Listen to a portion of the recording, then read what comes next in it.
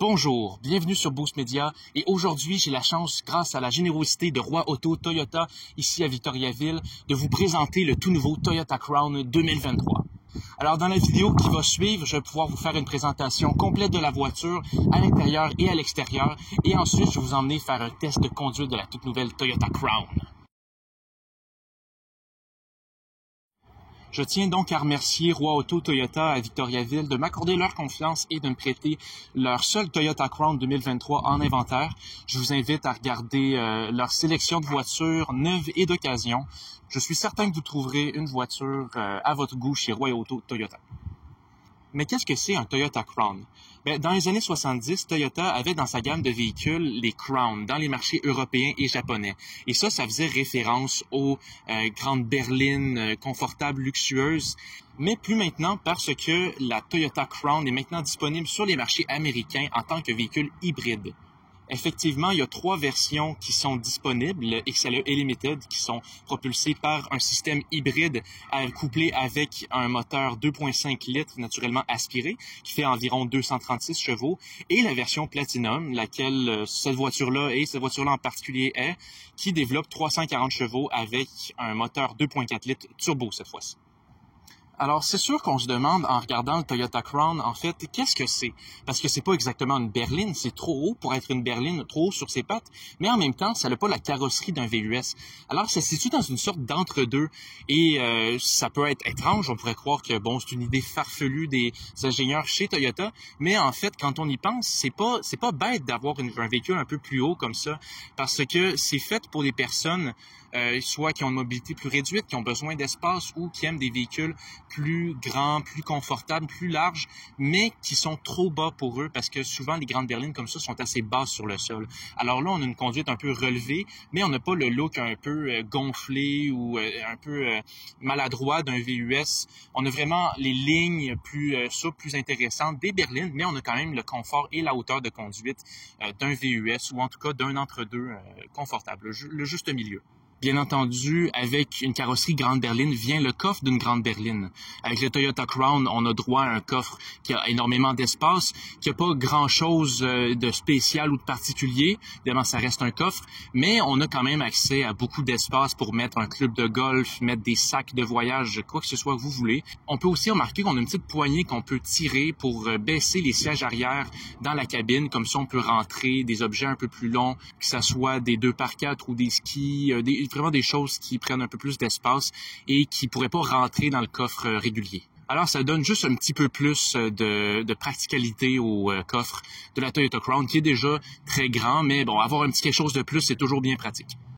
Alors, pour entrer maintenant dans le Toyota Crown 2023, évidemment, c'est une entrée sans clé. On a juste besoin d'avoir la clé dans ses poches et de venir prendre la poignée et la voiture se débarre toute seule.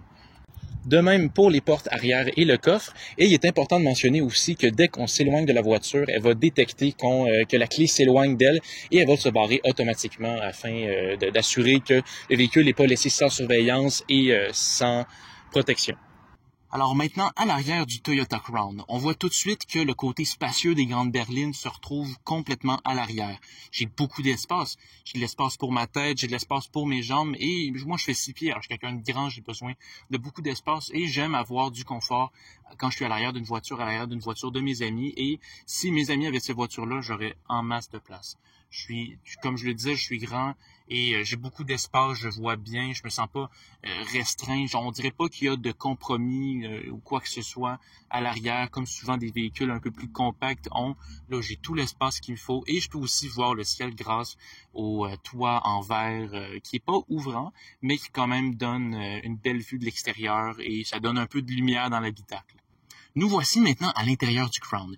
Et on peut tout de suite remarquer que c'est très spacieux, qu'il y a de l'espace, c'est bien construit, c'est joli, mais c'est pas particulièrement luxueux de quelque manière que ce soit. Évidemment parce que c'est pas des Mercedes, des BMW ou des Audi qui sont les rivaux principaux du Toyota Crown. On va plutôt regarder le Nissan Maxima ou le Toyota Avalon, la génération précédente. On entre dans cette zone-là de grandes berlines qui sont spacieuses, qui sont plus accessibles que des Mercedes Mercedes ou des Audi. D'ailleurs, il est important de mentionner qu'il n'y a plus vraiment de compétition pour cette section-ci de véhicules grande berline. Bon, en ce cas-ci, c'est un peu plus surélevé, mais malgré tout, si on la compare à la Honda Accord ou la Nissan Maxima, qui, elle, a été discontinuée, ou la Toyota Avalon, elle aussi discontinuée, il y a plusieurs véhicules comme ça qui sont supposés faire la compétition du Toyota Crown, mais ils ont été discontinués, donc il n'y a plus vraiment de compétition. Le Toyota Crown est pas mal le roi de la montagne, mais par défaut. Alors, comme je l'avais mentionné plus tôt, là-dessus, on a une transmission automatique 6 vitesses. Alors, si on se concentre sur la console, on peut voir une console tout à fait simple. Il n'y a pas grand-chose qui se passe. On a le levier pour la transmission automatique avec, évidemment, reculons, avancé, neutre et park. Park qui est un petit bouton juste en dessous du levier. Si on regarde juste au-dessus du levier de vitesse, on a aussi le chargeur sans fil qui est vertical cette fois-ci, contrairement à la plupart des véhicules. Alors, ça permet qu'il bouge un peu moins, qu'il ne se fasse pas lancer si on freine ou on accélère rapidement. Ça le garde bien en place, bien en sécurité et c'est pas un danger pour les utilisateurs ou la conduite ou le téléphone en lui-même, évidemment. Si on regarde du côté du tableau de bord, la section du bas, on a tout ce qu'on a besoin pour le contrôle du climat. Tout est disponible à partir des boutons de la section juste en bas. Et si on regarde vers le haut, on a là un grand écran tactile pour tout ce qui est du contrôle du système infodivertissement. Un système plutôt simple, ça fonctionne sans problème. Il est très réactif, il fonctionne très bien, il n'y a pas de problème. Peut-être un petit peu fade et sans intérêt, mais malgré tout, c'est fonctionnel. Et c'est tout ce qu'on demande, franchement, c'est d'avoir des fonctionnalités et de fonctionner correctement, fiablement. Si on regarde un peu plus vers la gauche, là, on a le volant et le groupe d'instruments.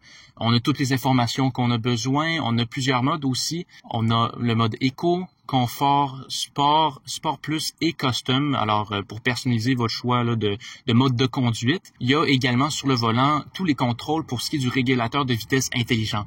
Avec ça, vous pouvez évidemment contrôler la vitesse à laquelle vous allez, mais aussi, vous pouvez contrôler la distance à laquelle vous êtes de la personne en avant de vous. Vous avez aussi accès à la direction assistée sur le véhicule. Il y a également un petit mode très intéressant pour le stationnement, mais ça, on va en parler un petit peu plus tard dans la vidéo. Je vais vous montrer ça, ça va être une surprise.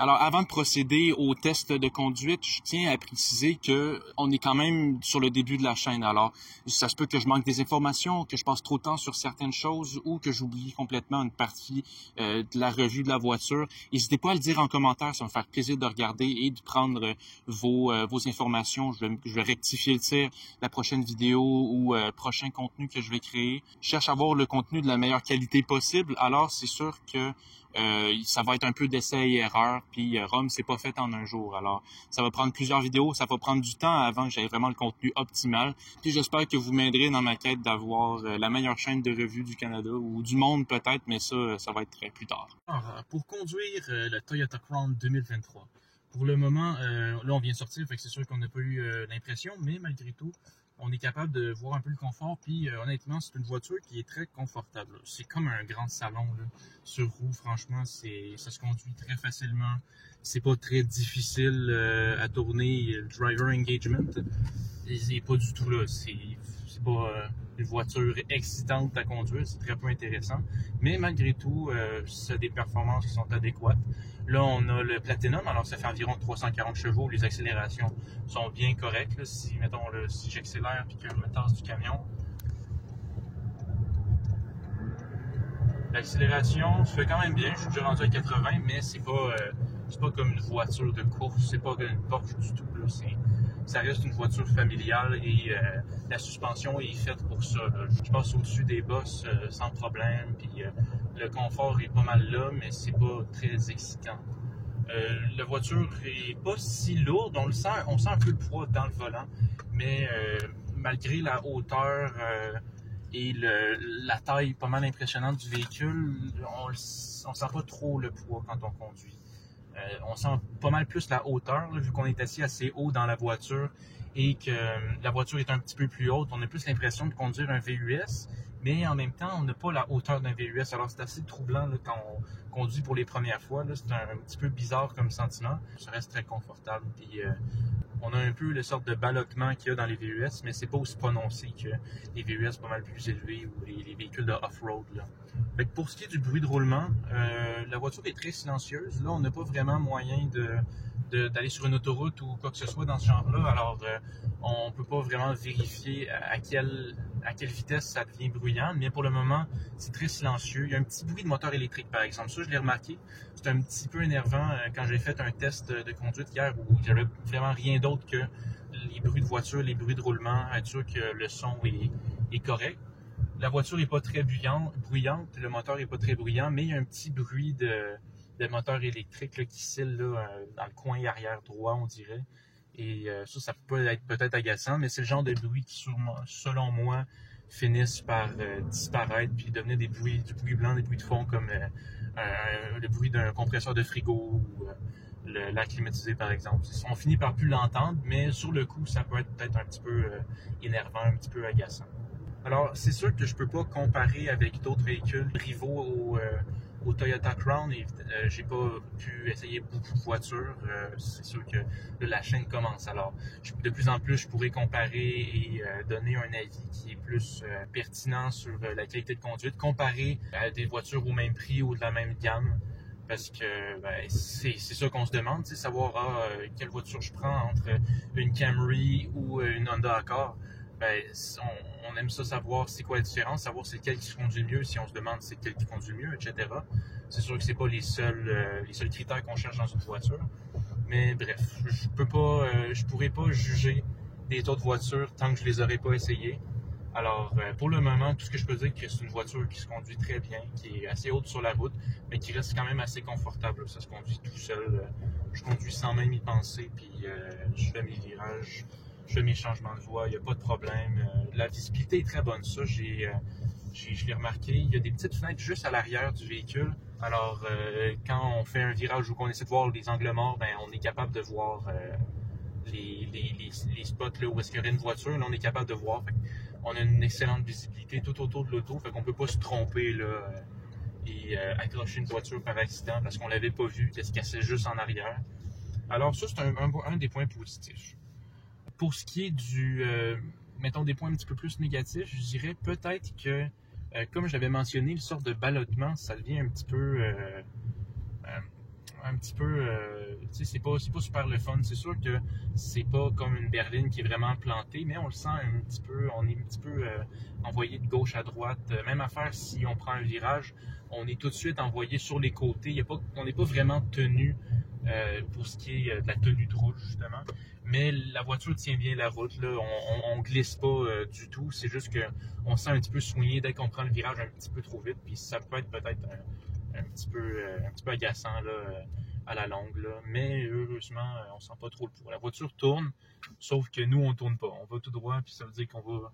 Aussi, je trouve que le groupe d'instruments manque un peu de configuration. On peut mettre quelques affaires, mais les seules choses qu'on peut changer, c'est les modes et les petites informations en dessous des odomètres. Mais à part ça, il n'y a pas vraiment de configuration. On peut pas mettre la navigation en plein écran ou avoir des configurations comme ça. Ça reste l'écran principal et ça manque un petit peu de configurabilité, mais malgré tout, heureusement, l'écran est assez fonctionnel puis est assez intuitif. Alors, ça enlève un petit peu du point du manque de configurabilité de l'écran du groupe d'instruments. Qu'est-ce qu'on pourrait dire d'autre? Qu'est-ce qu'il y a d'autre à propos de la voiture? On a pas mal fait le tour, honnêtement. Alors, je peux dire overall, c'est une bonne voiture. Fait que... malheureusement, on a manqué un petit peu de temps. On ne pourra pas faire la surprise là, que je vous avais promis. C'était parce que la voiture, en fait, elle se... Alors, malheureusement, j'aurais pas pu inclure la petite surprise que je vous avais réservée. La surprise étant que la voiture se stationne toute seule. Alors ça, c'est vraiment un feature important, un truc spécial qu'on voit pas souvent sur les voitures. Mais le Toyota Crown a cette option-là, en tout cas la version Platinum. Et j'inclurai un petit clip là, du truc, à défaut de pouvoir le faire moi-même, comme ça vous aurez un visuel. Sinon, à part ça, ça va être, on va conclure la vidéo sur le test de conduite. J'espère que vous êtes rendus jusqu'ici. Et j'espère aussi que vous avez aimé la vidéo. Comme je l'ai dit juste avant le test de conduite, n'hésitez pas à me dire quoi que ce soit, quel problème ou quelque chose que j'ai dit ou que j'ai fait qui peut-être qui était erroné ou ça manquait de détails, quoi que ce soit dans ce genre-là. N'hésitez pas à me le dire, ça va me faire plaisir d'ajuster le tir et d'avoir un meilleur contenu à l'avenir, puis améliorer tranquillement mon contenu. Et comme ça, vraiment avoir le contenu, juste pour le meilleur contenu, le contenu le plus adapté, le plus pertinent pour vous. Et également, pour ce qui est de l'auto, là j'ai dit conclure, nanana. Okay. Alors pour ce qui est de l'auto, en conclusion, je pense que c'est une très bonne voiture. La voiture, je pense que pour le prix, a tout ce qu'on a besoin. Alors, je le rappelle, environ 60 000 $ pour le modèle Platinum. Et avec ça, on a tout ce qu'on a besoin. On a des sièges chauffants, ventilés, ce qu'on n'a pas souvent dans les véhicules. Ça devient de plus en plus démocratisé, mais c'est quand même assez récent. Il n'y a pas toutes les autos qui ont ça. La voiture est très confortable, très spacieuse, l'intérieur est bien fait. On est bien dans l'habitacle. Le système de son aussi est très bien. C'est un système de son JBL. Alors, la musique est assez crisp. J'ai pas le mot en français, mais est assez juste. Les basses sont là. Tout ce qu'on a besoin pour un véhicule confortable, puis qui va probablement être vraiment faire la job, faire tout ce qu'on a besoin, puis le faire dans un confort suprême. Alors, ça va être tout pour la vidéo. Merci encore d'avoir rejoint Boost Media. J'espère que vous avez apprécié le contenu et on se retrouve pour la prochaine vidéo, la semaine prochaine, sur la chaîne YouTube. Le lien va être en description. En fait, non, même pas. Vous allez le voir, vous êtes sur ma chaîne YouTube présentement. En tout cas, bonne soirée.